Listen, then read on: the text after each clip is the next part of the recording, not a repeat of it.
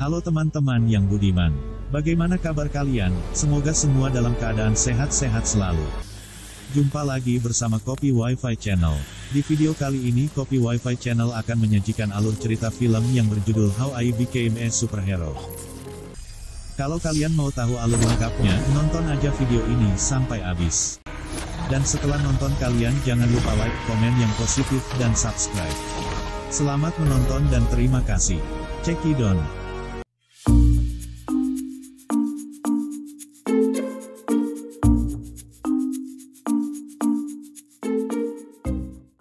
Berawal dari seorang polisi yang bernama Letnan Moreu sedang menyantap sarapannya, tiba-tiba ia ditelepon oleh atasannya untuk menanyai di mana Moreu berada dan memerintahkan Moreu untuk pergi ke suatu tempat yang sudah terjadi suatu kasus. Moreu pergi ke sana dan menemui seseorang seperti orang baru buat Moreu. Moreu menanyakan detail kejadian yang telah terjadi di sana. Wanita itu menjelaskan detail kejadian di tempat itu, di mana tempat itu adalah sebuah klub malam yang terbakar serta ada 5 orang terluka dan pelakunya seseorang berumur antara 18 sampai 19 tahun yang ditolak masuk ke klub malam itu. Moreu ternyata sudah terlambat datang ke tempat itu, dan wanita itu kesal karena ia harus menyelesaikan penyelidikan kasus ini, padahal itu kasus Moreu. Setelah mengetahui tim forensik sudah datang mengumpulkan barang bukti, Moreu pergi ke kantornya untuk bertemu atasannya. Moreu masuk ke kantor atasannya. Atasannya mengomelinya karena selalu terlambat datang. Dan sejak Moreu berhenti kerja dengan Pack Royal, hasil kerja Moreu monoton dan kasus-kasus besar yang diberikan oleh atasannya tidak diselesaikan dengan benar oleh Moreu. Moreu merasa ia mengalami masa sulit. Tetapi atasannya heran masa sulit Moreu sudah 10 tahun. Moreu mengatakan bahwa sekarang ia mulai berolahraga pagi, atasannya langsung memotong menyarankan Moreu olahraga dengan Letnan Shaltesman. Tak lama seorang wanita masuk. Wanita ini yang ada di tempat kasus tadi. Atasannya langsung mengenalkan pada Moreu. Wanita ini bernama Cecil Shaltesman dan sudah bekerja 4 tahun di divisi penipuan. Moreu kagum dengan prestasi Shaltesman. Atasannya memutuskan Shaltesman menjadi rekan baru Moreu. Mereka berdua seperti kaku. Terutama Moreu sepertinya tidak senang, ia langsung pergi dari ruangan atasannya. Moreu pergi ke lokernya tak lama Shaltesman datang memberitahu bahwa mereka ditelepon suatu SMA dan di sana ada penyanderaan. Moreu langsung mengambil jaketnya dan mengikuti Shaltesman. Sementara itu keadaan di sekolah itu sangatlah kacau, kobar api menyala dan para murid berlari mencari cara untuk menghindar. Ternyata api itu berasal dari seorang murid yang mempunyai kekuatan bisa mengeluarkan api dari tangannya. Dan ada seorang murid wanita yang memiliki kekuatan mengeluarkan sinar dari matanya tetapi ia tidak dapat mengendalikan kekuatannya itu. Moreu dan Shaltesman serta anak buah mereka sudah sampai di TKP. Mereka mulai menyelidiki dan mencari cara menyelamatkan Sandra. Dari atas mereka melihat anak pria yang mengeluarkan api, mereka mengira anak itu adalah dalang dari kejadian yang ada di sekolah ini. Mereka akan segera menangkap anak itu. Saat Shaltesman dan anak buahnya sedang mendiskusikan cara menangkap anak itu, ternyata Moreu sudah turun terlebih dahulu menghampiri anak itu. Moreu sangat santai menghadapi anak itu, ia tidak membawa senjata sama sekali. Moreu berusaha membujuk dan menenangkan anak itu. Hingga anak itu tenang baru Moreu dan anak buahnya menangkap anak itu. Mereka juga membawa benda yang tampak mencurigakan. Ternyata anak itu mengaku kalau dia bukan pelaku di klub malam itu. Tetapi para tim forensik mengatakan bahwa luka bakarnya cocok. Lalu Moreu dan Shaltesman menebak ada orang lain di balik itu atau mempunyai kekuatan yang sama dengan anak ini. Moreu dan Shaltesman berpisah. Shaltesman bertanya apa yang harus dilakukannya, Moreu menyuruhnya untuk berimprovisasi atau semacamnya. Dan Shaltesman meninggalkan Moreu untuk kembali melakukan penyelidikan. Sementara itu ada seorang remaja sedang melakukan transaksi. Terlihat beberapa anak remaja lainnya membeli barang itu dan menggunakannya. Ternyata barang ini sama dengan barang yang ditemukan oleh polisi di sekolahan tadi. Ternyata jika seseorang menghirup gas yang ada di barang itu, orang itu dapat mempunyai kekuatan mengeluarkan api dari tangan mereka. Para remaja tertarik membeli barang itu karena bisa membuat mereka seperti seorang superhero. Moreu pergi menemui sahabatnya yang bernama Henry atau Monte Carlo. Henry dulu adalah seorang pahlawan super dan mempunyai kelompok yang bernama Pack Royal, yang tugasnya memberantas kejahatan yang ada di bumi. Pada saat Henry bersama kelompoknya Pack Royal sedang bertugas, mereka bertemu Moreu pada saat menangkap seorang penjahat. Dan sejak saat itu, Henry sangat akrab dengan Moreu. Moreu sering membantu Henry di rumahnya karena Henry sudah tua. Di sana Moreu meminta Henry menyelidiki kasus seseorang yang dapat melontarkan api. Dan Henry mulai mencari-cari informasi yang dibutuhkan oleh Moreu. Setelah melihat-lihat data, Henry menyebutkan sebuah nama yaitu Bracero. Setelah mendapat data tentang Bracero, Moreu pamit untuk pergi. Dan Henry mengantarnya ke depan dengan menggunakan kekuatannya tetapi malah oleng. Berpindah ke tempat lain ada seorang remaja pergi ke suatu tempat, di sana seperti sebuah markas.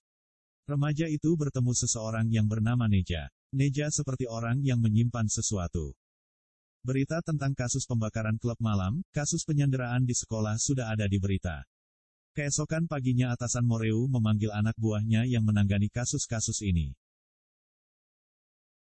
Atasannya menanyakan bagaimana kelanjutan kasus ini karena tidak ada kemajuan. Lalu Moreu mengungkapkan bahwa ada seseorang yang memiliki kekuatan seperti ini yaitu Bracero. Atasannya kesal karena Moreu baru berbagi hal itu sekarang. Moreu berkata bahwa ia juga baru mengetahuinya, lalu Moreu menjelaskan semua yang diinformasikan oleh Henry. Dan Bracero menjadi tersangka utama mereka. Atasannya mulai menugaskan mereka untuk mencari dan menanyai Bracero. Setelah keluar dari ruangan atasan mereka, Shaltesman kesal pada Moreu karena Moreu tidak berbagi informasi tentang kasus yang mereka selidiki. Tak lama handphone Moreu berdering dan ia mengangkatnya. Ternyata itu Henry yang memberitahu keberadaan Bracero yang sedang bekerja di sebuah restoran di Paris dan Bracero pernah berusaha mendekati Kalista seorang mantan pahlawan super juga. Henry sudah mencari informasinya di jaringan pelacak pahlawan. Berpindah ke sebuah sekolah, di sana ada seorang guru basket bernama Kalista. Ternyata ia bisa melihat apa yang akan terjadi pada seseorang. Dan ia melihat suatu kejadian akan menimpa muridnya, ia menasehati muridnya itu. Muridnya pergi, di saat bersamaan Moreu datang. Moreu dan Kalista saling menyapa. Lalu Moreu menanyakan perihal Bracero, Kalista mengatakan bahwa ia yang membantu Bracero keluar dari penjara. Moreu meminta tolong pada Kalista membantunya mencari Bracero. Tetapi Kalista menolaknya. Setelah keluar dari tempat Kalista, Moreu dan Shaltesman terlibat debat mulut karena Scatsman menuduh Kalista tidak mau memberikan informasi karena seperti menyimpan sesuatu. Moreu membela Kalista, bahwa Kalista memberinya informasi, selanjutnya merekalah yang harus melakukan penyelidikan. Moreu dan Shaltesman pergi ke tempat tim forensik karena mereka ingin mengabarkan sesuatu. Di sana ada mayat yang terbakar, dokter di sana mengatakan bahwa analisis mayat yang mereka temukan terbakar itu memiliki kesamaan zat seperti pada barang yang mereka kirim kapan lalu. Ternyata itu adalah mayat Bracero. Dia terbakar seperti itu karena darah yang mereka ambil terlalu banyak untuk dijadikan zat sehingga itu membakar tubuhnya. Moreu dan Shaltesman sekarang bertugas mencari tahu siapa dalang dari semua permasalahan ini. Moreu dan Shaltesman mulai menyelidiki tentang kematian Bracero dari beberapa orang terdekat Bracero. Moreu memilih untuk terus memeriksa berkas yang ada dan menyuruh Shaltesman untuk pulang beristirahat. Setelah Shaltesman pulang, Moreu memeriksa CCTV, dan ia melihat ada seseorang yang berhasil kabur pada saat di klub malam itu. Lalu ia menelpon Shaltesman yang sedang perjalanan pulang dan menanyakan berapa korban yang ada, dan Shaltesman baru menyadari bahwa gambar CCTV dengan korban yang ada berbeda jumlahnya. Shaltesman kembali dan mereka pergi ke rumah sakit tempat para korban dirawat. Ternyata ada orang yang datang beberapa hari setelah kejadian itu, dan dokter di sana mengatakan bahwa itu mirip dengan laporan Moreu dan Shaltesman. Setelah yakin mereka masuk menemui anak itu yang bernama Amin. Mereka menginterogasi Amin dan menanyakan tentang luka bakar yang ia derita. Amin mengaku itu luka bakar dari setrika. Moreu menunjukkan foto di HP-nya, dan menanyakan apa itu Amin. Tetapi Amin membantah kalau itu dia. Moreu memaksa menanyakan siapa pemasok Amin. Tetapi lagi-lagi Amin tak mau memberitahu. Lalu Shaltesman mendekati Amin dan sedikit menakuti-nakutinya dengan mengatakan bahwa jika ia tidak memberitahu pemasoknya mereka tidak bisa memberikannya penawar. Karena zat ini memiliki efek samping, dan dapat meledak dalam waktu yang tidak bisa diperkirakan. Mendengar itu Amin menjadi ketakutan, lalu ia memberikan informasi kepada Moreu dan Shaltesman mengenai pemasok yang menjual barang itu. Ternyata ada seseorang yang bernama Ismail yang selalu menjual barang itu di luar sekolah. Amin menjelaskan ciri-ciri Ismail dan tempat tinggal Ismail. Setelah mendengar itu Moreu dan Shaltesman pergi meninggalkan ruangan Amin. Berpindah ke tempat Neja. Neja dan anak buahnya yang selama ini membuat dan mengedarkan zat itu kepada anak-anak remaja. Salah satu anak buahnya adalah Ismail. Ismail sudah membawa beberapa zat dan menghilang. Dan ada kemungkinan Ismail mengkhianati Neja dan yang lainnya. Neja memerintahkan anak buahnya mencari Ismail dan membawanya kembali dengan cara apapun.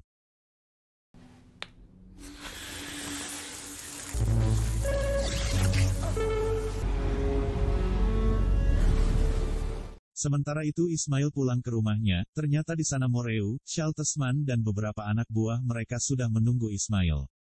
Ismail melihat itu dan ia berusaha kabur menghindar dari para polisi itu. Moreu mendapati Ismail di sebuah minimarket sedang bersembunyi. Mereka berhasil menangkap Ismail dan akan membawanya ke kantor polisi.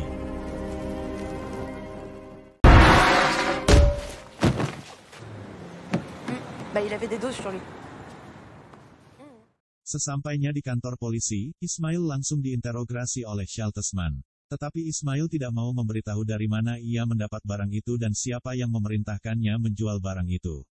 Moreu, Shaltesman dan polisi lainnya tidak mendapat informasi apapun dari Ismail. Moreu dan Shaltesman berusaha mencari informasi lainnya tentang Ismail dari keterangan orang sekitar Ismail. Tetapi mereka tidak menemukan apapun. Moreu pamit untuk membeli makan. Pada saat membeli makan, handphone Moreu berdering. Ternyata Henry yang menelepon akan memberikan sedikit informasi lagi. Henry mengatakan setelah Bracero meninggal, ada seorang yang pahlawan super juga bernama Eclipso tiba-tiba menghilang, kekuatan supernya adalah dapat membutakan orang dari jauh. Dan sebelum Henry selesai bercerita, Moreu melihat kekacauan di luar restoran. Terdengar ledakan dan orang-orang berlari ternyata seseorang sudah meledakkan kantor polisi. Satpam di sana menjadi buta, dan Moreu menebak ini pasti perbuatan Eclipso dibantu beberapa orang untuk membebaskan Ismail. Moreu berusaha menyelinap masuk untuk menangkap para pelakunya. Di dalam banyak polisi yang terluka dan dibuat buta. Salah satunya adalah Shaltesman. Saat ia akan membantu Shaltesman tiba-tiba terjatuh. Moreu berusaha menahannya tetapi tidak berhasil. Ternyata Moreu memiliki kekuatan super yaitu membuat sesuatu melayang. Ia berhasil membuat Shaltesman tidak terjatuh di bawah, tetapi melayang. Ismail yang melihat itu merasa kaget. Moreu ternyata mengetahui ia mempunyai kekuatan super itu tetapi ia tidak pernah menggunakannya. Ia merenung sendiri di atap gedung, tiba-tiba Shaltesman datang, lalu mereka minum sambil mengobrol. Shaltesman bertanya tentang kejadian tadi, belum sempat Moreu menjelaskan. Shaltesman dipanggil untuk memberikan keterangan. Sementara itu di tempat Neja, Ismail dicerca banyak pertanyaan. Saking kesalnya pada Ismail, Neja menyuruh anak buahnya membunuh Ismail. Karena tidak ingin dibunuh, Ismail membongkar yang ia lihat tadi. Ismail mengatakan bahwa di kantor polisi seseorang yang bernama Moreu mempunyai kekuatan super. Setelah mendengar informasi dari Ismail, Neja tetap membunuh Ismail, dan menyuruh anak buah kepercayaannya yang bernama Rudy mencari Moreu. Sementara itu Kalista mencari dua orang muridnya yang tidak ikut latihan, ternyata di dalam penglihatannya itu, dua orang muridnya itu sedang diberi suatu barang oleh seseorang dan mereka menghirupnya, sehingga membuat tubuh mereka menjadi tak berdaya. Kalista melanjutkan mencari mereka. Ternyata benar dua orang tersebut diberikan barang secara gratis oleh anak buah Neja, dan mereka mencobanya. Setelah menghirup itu mereka tergeletak dan meninggal. Anak buah Neja itu meninggalkan mereka di sana. Tak lama Kalista datang dan melihat mereka sudah terkapar kaku. Kejadian kedua anak itu masuk di berita televisi. Dan penyiar berita menyarankan agar para warga waspada karena semua kasus yang terjadi berkaitan terutama terhadap zat yang berbahaya ini. Moreu dan Shaltesman masih berusaha mencari Ismail, mereka belum tahu kalau Ismail sudah dibunuh oleh Neja. Tiba-tiba seorang wanita menemui Moreu, mereka seperti sudah kenal lama. Wanita itu menceritakan bahwa anaknya bernama Lily menghilang. Moreu segera pergi dan berpamitan pada Scotsman bahwa ia akan menyelidiki rumah wanita itu. Saat perjalanan ke sana, Moreu diikuti oleh sebuah mobil. Berpindah ke tempat lainnya, ternyata Lily sudah di tempat Neja, dan Neja sedang mengambil darah Lily. Sementara itu Moreu sudah tiba di rumah Lily, dan pintunya terbuka. Moreu masuk dengan hati-hati, ternyata Kalista ada di sana. Moreu kaget melihat Kalista, dan Kalista menceritakan kejadian pada dua muridnya. Lalu ia mendengar kabar Lily menghilang, ia menyelidikinya. Moreu melanjutkan penyelidikannya, sementara Kalista pergi meninggalkan rumah itu. Di luar Kalista melihat Shaltesman lewat, dan ia mendapat penglihatan kalau Schatzman akan diserang di depan rumah Lily. Kalista berusaha mengejar dan memberitahu Shaltesman. Saat Moreu sedang mencari informasi di komputer Lily, tiba-tiba beberapa anak buah Neja membiusnya dan membawa Moreu. Moreu dibawa ke tempat parkir dan dimasukkan ke mobil. Kalista dan Schatzman melihat kejadian itu. Ternyata Moreu dalam keadaan pingsan, dia masih mampu mengeluarkan kekuatannya. Moreu membuat mobil anak buah Neja tidak bisa jalan karena tekanan dari tangan Moreu. Melihat itu, Shaltesman dan Kalista menggunakan kesempatan itu untuk menyelamatkan Moreu. Rudy mengetahui penyebab mobil mereka tidak bisa jalan, ia menembak dada Moreu sebanyak beberapa kali dan anak buah Neja kabur. Dan menjatuhkan Moreu. Moreu terluka sangat parah. Shaltesman dan Kalista berusaha menyadarkan Moreu. Dan ternyata peluru yang ditembakkan di dada Moreu berlahan mulai keluar dengan sendirinya. Shaltesman dan Kalista membawa Moreu ke rumah Henry. Schatzman merawat luka yang ada di tubuh Moreu. Setelah itu Shaltesman menanyakan bahwa Moreu pasti seperti mereka. Lalu Kalista mulai bercerita bahwa Pack Royal bertemu Moreu pada saat mereka beraksi. Gigaman melihat kekuatan super yang dimiliki oleh Moreu. Dan mereka merekrut Moreu membantu mereka membasmi kejahatan. Tetapi Moreu belum bisa mengontrol kekuatannya itu sehingga pada saat itu ia membuat suatu meledak dan menyebabkan Gigaman meninggal. Dan sejak saat Pack Royal mengalami perpecahan, juga Moreu tidak pernah menggunakan kekuatannya lagi. Sedangkan Kalista menyibukkan diri dan menggunakan kekuatannya dengan cara lain. Shaltesman penasaran mengapa Lily terlibat, ternyata Lily adalah anak dari Gigaman dan memiliki kekuatan super juga. Shaltesman menemukan sebuah kertas berisi nomor telepon, mungkin kertas itu ditemukan Moreu di rumah Lily. Lalu Henry dan Kalista memeriksa nomor telepon itu. Ternyata itu nomor telepon seseorang yang bernama Elizabeth Chagiere, seorang psikolog yang ahli dalam pahlawan super. Shaltesman melihat foto Elizabeth dan mengatakan bahwa itu psikiater Bracero, karena ia mewawancarainya waktu itu. Mereka mulai mengatur strategi dan mengumpulkan beberapa informasi. Henry pura-pura mengalami sesuatu dengan psikologisnya dan ia menemui Elizabeth untuk berkonsultasi. Dan Henry meletakkan alat penyadap di kantor Elizabeth. Papa était parti chercher qu'on mesure la qualité d'un homme. Ça m'était pas arrivé depuis hyper. Shaltesman menemukan artikel bahwa Elizabeth pernah bekerja sama dengan seorang profesor yang bernama Dato. Shaltesman pergi akan mencari profesor itu dan meninggalkan Henry yang sudah tertidur di kursi. Sesampainya di sana ia menemui Profesor Dato dan menanyakan tentang Elizabeth. Menurut Profesor Dato, Elizabeth merupakan kepala penelitian yang paling cerdas dan yang dilakukan Elizabeth di tempatnya adalah meneliti penyakit kejiwaan pada para pahlawan super. Dan ada orang tua anak umur 10 tahun meminta bantuan karena anaknya mengalami stres berat akibat kekuatan hipnotis yang ia miliki. Orang tuanya tidak mempunyai kekuatan dan kewalahan mengatasi anaknya. Elizabeth berhasil menghilangkan kekuatan anak itu tetapi anak itu tiba-tiba membunuh orang tuanya. Dan mereka menyembunyikan berita itu dari pers dan sejak saat itu Elizabeth tidak terlibat riset lagi. Sementara itu di rumah Henry terdengar rekaman-rekaman dari kantor Elizabeth di mana Elizabeth sedang mengobrol di telepon dengan seseorang dan pembicaraannya mengenai Lily. Berpindah di tempat Neja, ternyata Neja yang sedang berkomunikasi dengan Elizabeth. Elizabeth marah karena Neja melibatkan Lily. Tetapi Neja tidak peduli, lalu Elizabeth membujuknya untuk melihat kondisi Lily. Neja memberikan alamat tempatnya berada, dan Henry juga mendengarkannya lalu mencatat alamat di mana Lily berada. Elizabeth bergegas pergi ke tempat Neja, Kalista yang sedari tadi mengawasi tempat Elizabeth membuntutinya. Dan Elizabeth sudah tiba di suatu tempat, Kalista mengambil beberapa gambar untuk digunakan sebagai bukti. Henry, Shaltesman dan Kalista sudah berkumpul lagi di rumah Henry. Shaltesman membeberkan semua yang ia dapat dari Profesor Dato dan Kalista memberi informasi mengenai orang yang ada di lab milik Neja. Henry lalu mengajak mereka melakukan aksinya, Kalista merasa tidak yakin melakukan itu.